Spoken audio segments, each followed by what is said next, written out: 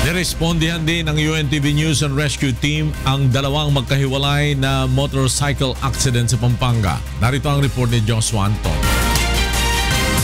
Tinulungan ng UNTV News and Rescue Team ang dalawang lalaki na aksidente sa MacArthur Highway, Barangay San Matias, Santo Tomas noong Sabado ng gabi. Kinilala ang mga biktima na sina Alvin Garcia, 32 anyos na driver ng motorsiklo, at ang nabangga nito na si Alan Rodriguez, 33 anyos. Nagtamo ng sugat sa iba't ibang bahagi ng katawan ng dalawa na agad namang nilapatan ng pangunang lunas ng grupo.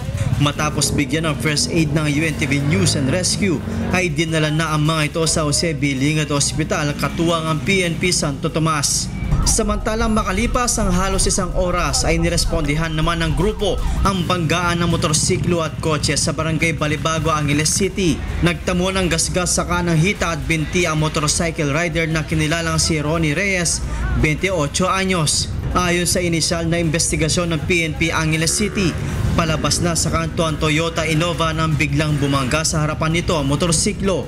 Kaagad namang binigyan ng pangunang lunas ng UNTV Rescue si Ronnie bago itinurn over sa pulisya para sa karagdagang investigasyon. Joshua Antonio, UNTV News and Rescue, Pampanga.